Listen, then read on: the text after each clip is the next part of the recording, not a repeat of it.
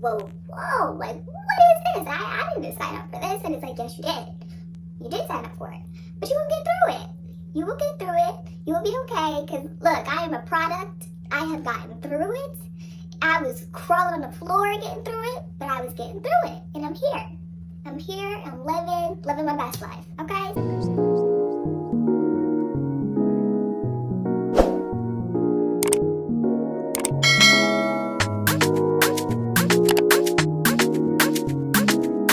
Hi everyone, welcome back to Deerenee's The OT Chronicles. If you're new here and you don't know who I am, hi, my name is Dee. I'm 24 years old. I just finished the academic portion of my OT schooling, yay! And now I just have my fieldwork to finish. And so I made this channel because I wanted to kind of go through and take you along with my journey of becoming an occupational therapist. And so yeah, I'm going to link my A Day in the Life video because that actually has been getting a lot of views and I really do appreciate all the love and support on that video. So I will link that and yeah, so let's get started with this video. Okay, so this video is going to be about graduate school 101 and kind of like some student loan information and financial information behind it. So if you are someone that is looking to go into graduate school or particularly occupational therapy school, this video is for you and this will help you, and I hope this helps so many people because I wish I had a video like this and I didn't, so you know, I'm making it for everyone. If you didn't know, I am the first person in my family to get a master's degree, so I had no idea about the financial situation or anything involved into that. So yeah, this is kind of new for me, and I hope that this helps someone who is just like me, who doesn't know anything, or if it helps someone with any of these tips in general. If you're thinking about graduate school, then yeah, this video is for you.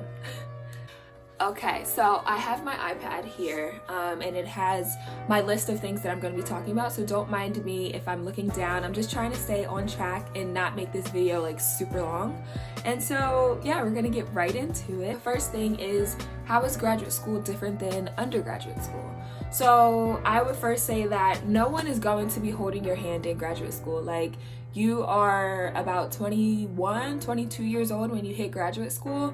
And honestly, if you went through undergrad and you had your hand held, you're going to be very, very shocked when you get to graduate school and nobody's holding your hand. Like, you are responsible for everything that you are doing. And yeah, I mean, there's help always. But again, like, no one's going to be coddling you throughout graduate school because, again, this is a advanced level degree. So if you are applying for an advanced level degree, then don't expect babiness from it, if that makes sense. The next thing is, expectations are definitely higher.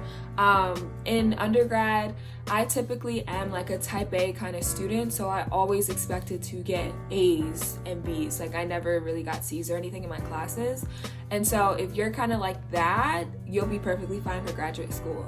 If you were someone who in undergrad was like very lazy, who didn't care about their grades and things like that, I would say for graduate school, you need to change your mindset, definitely, because I mean, it's a little bit harder for you to kind of get through your master's program if you're not wanting and really passionate about what you're trying to pursue. Like, for me, I'm very passionate about occupational therapy, so therefore, when I applied to the master's program, I knew that the expectations for me were going to be high because I want to make sure that I come out of my program as prepared as I can and as prepared as I can be so that I can help my patients. And that's really why I would say the expectations are higher. If you're someone who's just getting a master's degree because you just want a master's degree, like, I don't know necessarily if that should be for you then. I feel like if you can't really put 150% behind what you're pursuing, then I wouldn't fully pursue it, if that makes sense. Okay, so in graduate school, it's definitely different than undergrad because the assignments are a lot harder, they're a lot longer, and they really do take you like a long time. Like, my case studies really took me probably over 2 days, over 3 days. Like, it's some time that you're gonna put into your assignments. But again, like, if it's something that you're very passionate about and you really want to pursue this degree, then you're gonna have to do what you gotta have to do, honey. Because I mean, I had 80-page case studies, I had 40-page case studies. Like, it's a lot, I'm not gonna lie. But again, like, graduate school and OT school was the best time because I really truly did learn so much information and I grew as a person. So yeah. Okay, and yeah, for that segment, how is it different than undergrad? I have one last thing to talk about. So it's gonna be that you are your biggest advocate. Like, I definitely was blessed with my program because my professors were very understanding, and when I said I was having like a bad day or a hard time with something, they would always be there to help me and kind of lift my spirits up. My classmates lifted my spirits up as well when I was just kind of like, I really don't want to do this anymore. Like, I'm tired. Sis is tired, like very tired. Like, oh my gosh. If I didn't advocate for myself and be like, hey, like this assignment is giving me a lot of anxiety right now and I'm really stressed. Can I have an extension? Or you really don't even get extensions in graduate school. You'd be surprised if you get an extension. But you can ask and just advocate and just say like, hey, I'm struggling. Like, do you have anything that can help me? And my professors were very, very good at that. And they were like, you know, I understand you're a hard worker and I just wanted to check in on you and make sure that you're doing everything that you need to do and to make sure that everything's okay outside of your schooling life. And it just really like, they checked on me and they made sure I was okay besides the school. Like, if my family was okay, if everything else was okay, which was very important to me. So if you are blessed with a program like that, like A1, bro, A1. Okay, so now we're gonna get into the next segment, which is expectations versus reality. So, I mean, your expectations to graduate school, they can differ, but I just kind of wrote down the ones that I kind of had, and then I'm gonna talk about like the reality. So the expectations are that you can skate by doing the bare minimum. You can use others to get your work done. You will like everyone in your cohort and make lifelong friendships. And you will be challenged in ways unimaginable. And so yeah, the reality to that is you can't rely on anybody else. Like, you really need to rely on yourself because at the end of the day, like my profession, I'm going to be working by myself. So like, that's my name on documentation. That's my name, that's my license. Like, I can't really rely on others to sit there and pull me along so that I can feel like I'm actually making an impact. Like, you should really, in graduate school, like you really need to like, I don't know, you can't rely on other people because that won't help you at the end of the day. It really won't. Like, if you're sitting there cheating and stuff, like that really won't help you. So yeah, then skaters and like moochers are very disliked.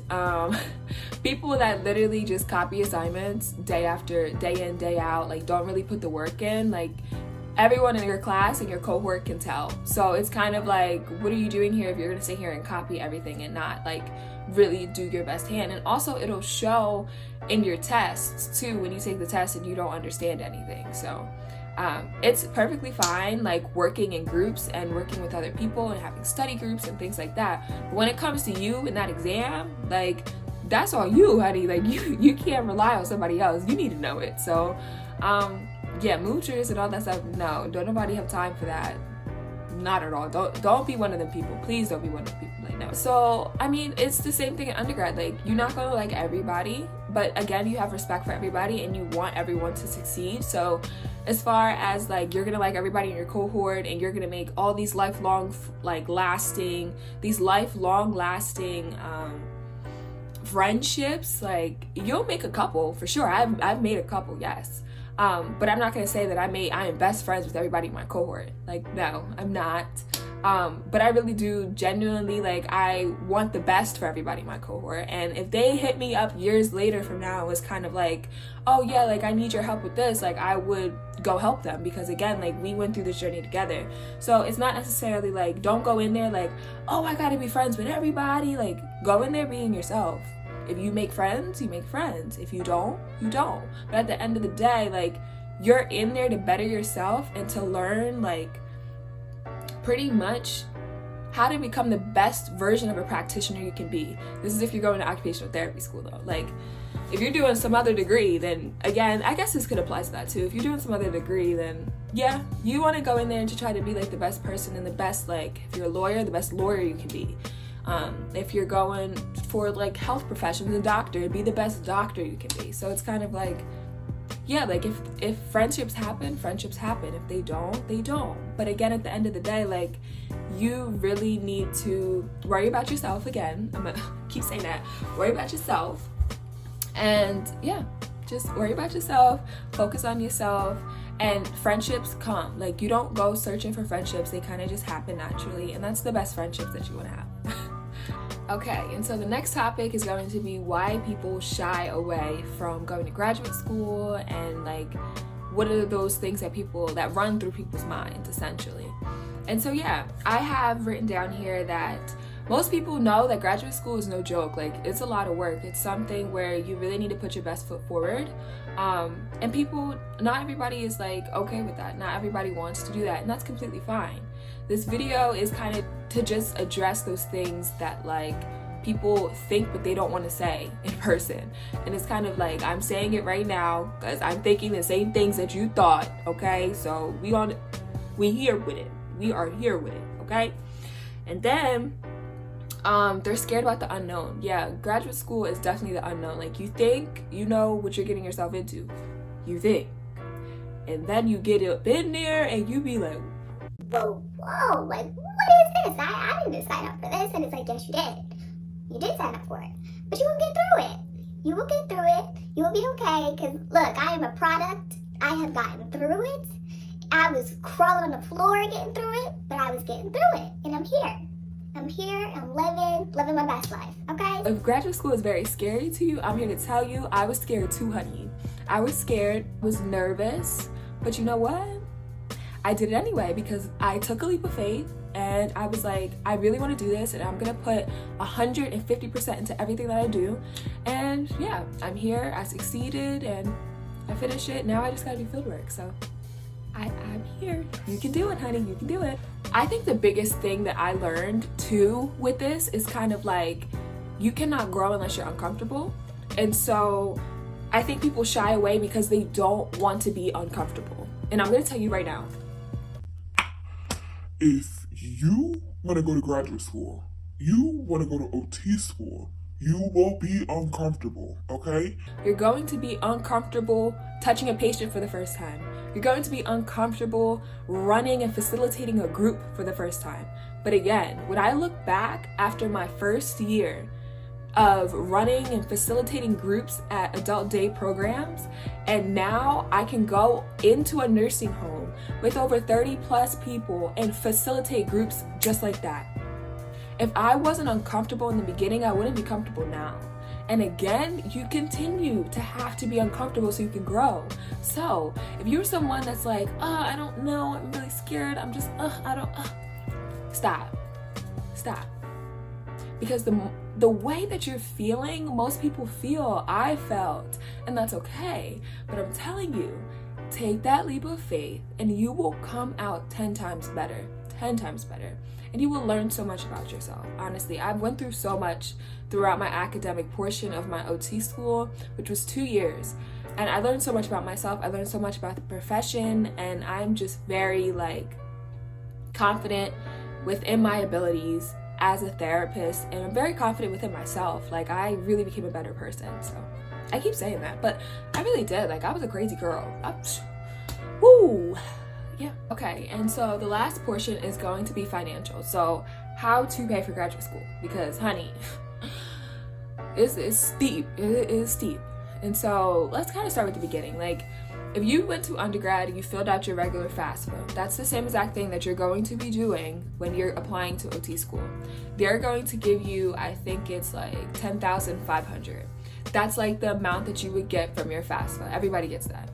So then, because OT school does cost money, graduate school does cost money, it costs way more than $10,000, you're going to have to file a Graduate Plus loan through the federal student loan or .gov site. And I'll put like a link and stuff in the description boxes and stuff like that to kind of help everybody. But like, yeah, I personally had no idea how I was going to pay for graduate school, but I knew I was going to figure it out because I needed to figure it out, because this is something that I took seriously and I wanted to do. So I did my research, and this is what we came up to. I did not want to take out any private loans. I still to this day don't have any private loans because the interest rate is boom. But then also, when you take out your Graduate Plus loan, that interest rate is pretty high, okay?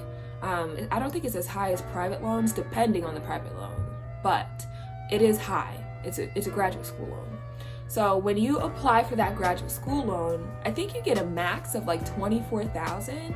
I used nowhere near that. I did not need that much. Like, I mean, I've heard of people applying for the Graduate Plus loan and them buying apartments and stuff like that on campus and then using that money to kind of fund themselves through schooling so they didn't have to work. So if someone like that, sure, you can do that. I personally just didn't. I chose not to do that. Like, I chose to do graduate assistantships. So if you don't know what a graduate assistantship is, it pretty much is like you're working for, it could be a department at the school, or it could be your actual school itself. So when I say school, I mean Stockton was kind of split up into like the health sciences program, stuff like that, like the occupational therapy program, things like that. So I actually had 2 graduate assistantships. So I had a graduate assistantship that actually covered my housing, so I did not have to pay any housing throughout graduate school, which is, thank you God, because that was money. That was a lot of money. And also I had a graduate assistantship through my occupational therapy program. So I had that as well, and that took off money for my tuition. So I had 2 graduate assistantships, and I was also getting paid money from my residential one too that I had that paid for my housing. So I actually lucked up and I was able to work through graduate school, have 2 graduate assistantships, but then also have a social life, also enjoy graduate school, but then also do very well. Like, I did pretty well in graduate school. My GPA when I ended graduate school was a 3.68. I mean, that's not bad. That's not bad at all, because I had 2 jobs. I was working 15 to 20 hours a week. Like, it was a lot. And that was how I was able to pay for graduate school though. Still to this day, I would never change anything, because I mean, if I changed anything, I wouldn't be where I am right now. And I mean, I finished my program, which is great. But yeah, so that's how I paid for my graduate schooling. And I hope that this really does help you, because those 2 biggies that I did was the graduate assistantships, the scholarships. Oh, I forgot to say, I did get the foundation scholarships as well, which was a regular scholarship at my school. It gave $500, but I mean, 500 is better than nothing, so I took that. So apply for scholarships, things like that. But yeah, that's how I paid for my occupational therapy schooling. And yeah. Okay, so that is the end of this video. I really hope that you learned a lot about graduate school. I kind of addressed things versus like graduate school and undergrad. I talked about the financial portions. I talked about expectations and realities of graduate school. If you're someone that is, like I said, kind of contemplating on what you want to do, if you are someone that is currently applying to occupational therapy school, I really do wish you the best of luck, and I know that you have made the best decision in your life, because honestly, I can't even say it enough, I really came out such a stronger individual, and I really am very proud of everything that I have done throughout my time at OT school and at my school. And so yeah, I'm very, very excited for all of you embarking on this journey. Make sure you leave a comment below letting me know if you're applying to occupational therapy school. I love seeing those comments. So let me know if you're applying to occupational therapy school. Let me know in the comment section if this video was very helpful for you. If you just want to chat, make sure you follow me on Instagram.